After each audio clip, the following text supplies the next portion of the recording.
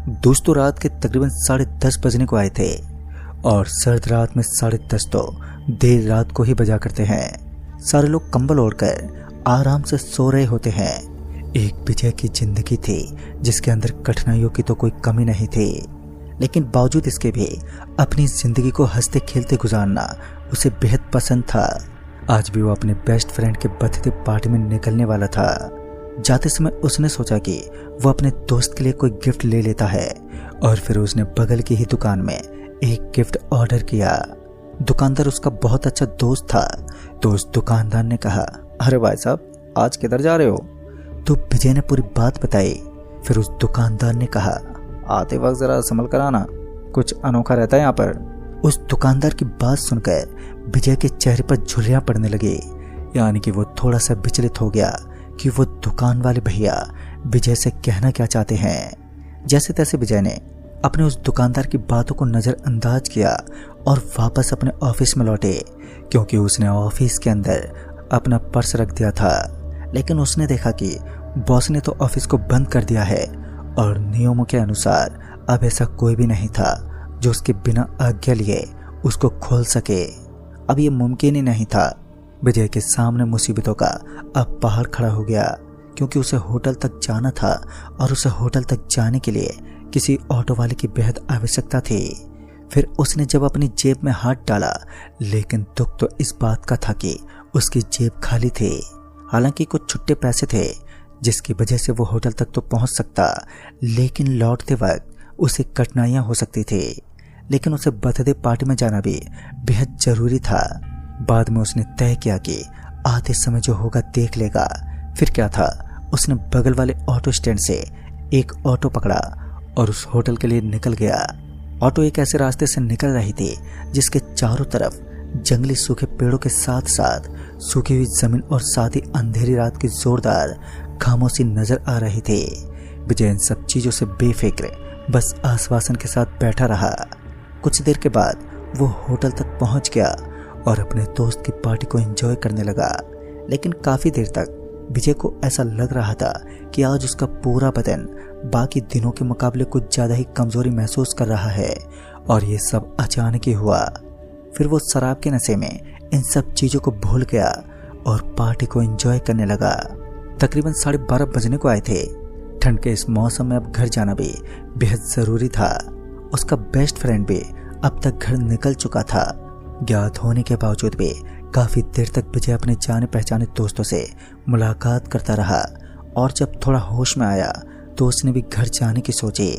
लेकिन समस्या ये थी कि ऐसा कोई भी साधन नहीं था जो उसे ऑफिस तक छोड़ सके, क्योंकि ऑफिस के बाद तो उसका घर वो पैदल ही तय कर सकता था। फिर उसे लाल कलर की एक बस आती दिखी। उसने तुरंत ही उस बस के सामने अपना हाथ दिखाया और उसे वो रोकने का इशारा करने लगा। पहले तो विजय को लगा ये सब नाकाम हो जाएगा, लेकिन शायद उस बस ड्राइवर का कुछ और ही मकसद था। उसने बस का ब्रेक लगाया और आवाज देते हुए कहा, जो कोई भी है जल्दी से बस के अंदर सवार हो जाओ। इस वक्त विजय ने ज्यादा वक्त नहीं गवाया और तुरंत ही बस में सवार हो गया।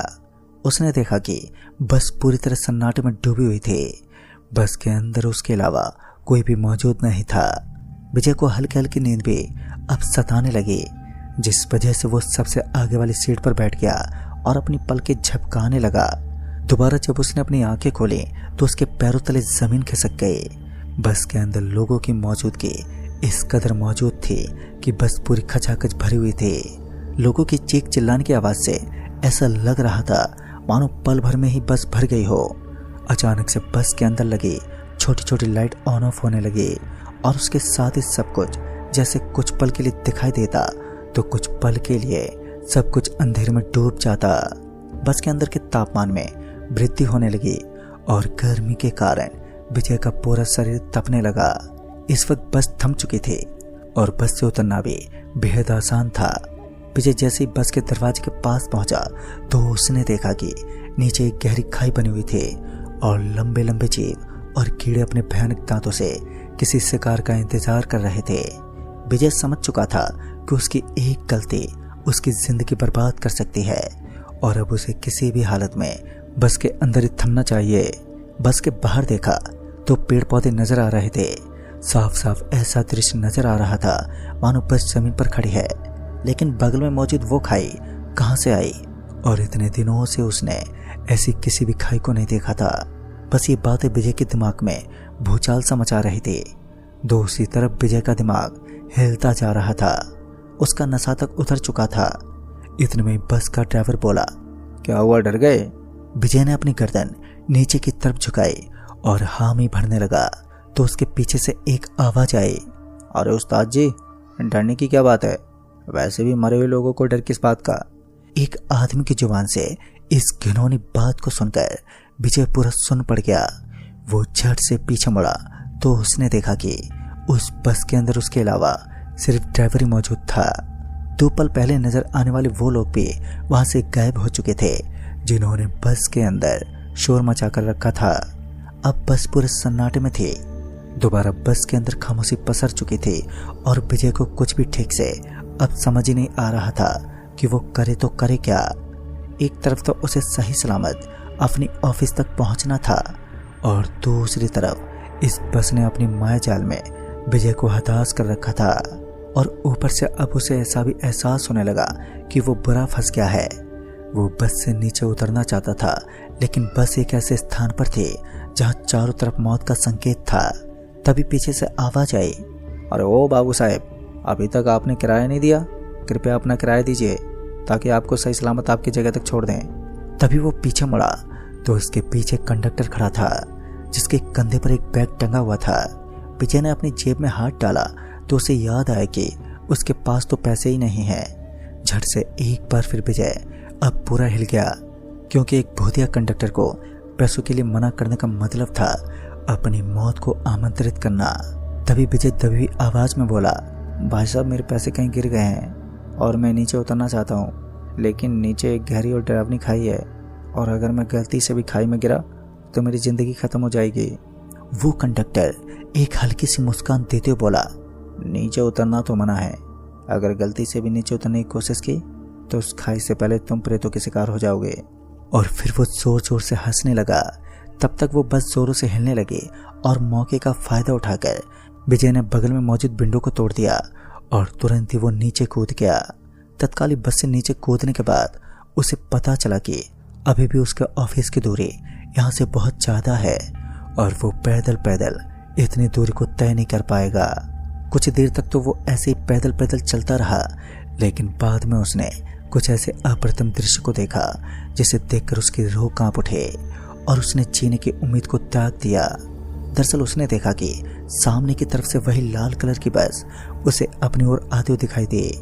इस बार उस बस के ऊपर काफी सारे लोग इकट्ठा होकर बैठे हुए थे। उस बस को देखकर एक पल के लिए विजय के मन में ख्याल आया कि शायद ये कोई और बस है, क्योंकि उसने तो उस बस को वहीं पीछे छोड़ दिया था जहां वो बस माया जाल में फंसी हुई थी और इतनी जल्दी उस बस का वापस लौटना लगभग नामुमकिन था। लेकिन उसे क्या मालूम था कि सामने से आने वाली बस असल में वो लाल कलर की बस नहीं बल्कि उसकी मौत है। विजय के करीब से वो बस तो निकल गई, लेकिन विजय ने एक बार भी पलट कर नहीं देखा। फिर उसे हॉर्न की आवाज सुनाई दी तो उसे लगा कि शायद और कोई गाड़ी वाला है और इस कारण वो बिना इच्छा के पीछे पलट गया। जब वो पीछे मुड़ा तब जाकर उसे एहसास हुआ कि ये तो वही बस है और इस बस के अंदर बैठे मुसाफिर इंसान नहीं बल्कि भूत हैं और इन मुसाफिरों की असीमित शक्तियां कभी भी विजय का खून कर सकती थी। तभी विजय भागने लगा, लेकिन तब तक उसके पीछे भी भूतों का एक विशाल सा झुंड नजर आने लगा। कहते हैं जब इंसान को अपने सक्षम मौत का एहसास होता है तो फिर उसके शरीर पर एक अलग ही बेचैनी छा जाती है। विजय को नहीं पता था कि अब उसके साथ क्या होगा। वो बस इतना जानता था कि जल्दी उसकी मौत उससे मुलाकात करेगी।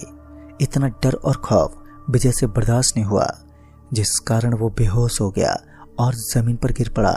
फिर जब उसे होश आया तो उसने देखा कि सुबह के 7:30 बज रहे थे। उसके बगल में काफी सारे निशान बने हुए थे जिन्हें देखकर ऐसा लग रहा था कि ये किसी जानवर के निशान है। उस रात विजय कैसे बचा और उसकी रक्षा किसने की, आज तक इस बात को रहस्य का नाम दिया गया है, क्योंकि कोई भी नहीं जानता कि आखिर विजय की जान कैसे बच गई। वो तो लगभग मौत के मुंह तक जा चुका था।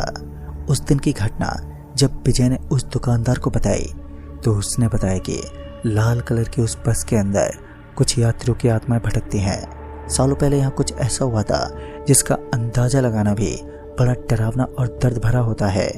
दरअसल यही बस अपना असंतुलन बिगड़ने की वजह से ज्यादा गति के कारण पेड़ से टकरा गई और पलटी खाकर खाई में गिर गई। कहते हैं आज भी इस बस के ड्राइवर के साथ साथ बस के यात्रियों की आत्मा भटकती है जो दूसरे लोगों को भी उसका यात्री बनाना चाहती है और बस की फैमिली को कंप्लीट करना चाहती है। जाते समय विजय को यह चेतावनी मिली थी कि वापस लौटते समय उसे हर चीज को सावधानी से यूज करना है, लेकिन उसने ऐसा नहीं किया। अब उसकी जान कैसे बच गई ये तो वो दुकानदार भी नहीं जान सकता। और दोस्तों इसलिए कहते हैं कि जिस इंसान का भगवान रक्षक होता है उसका कोई भी कुछ अहित नहीं कर सकता। शायद विजय की जान बचने के पीछे भगवान की ही श्रद्धा थी। तो दोस्तों इस कहानी में बस इतना है। तब तक के लिए बाय एंड टेक केयर।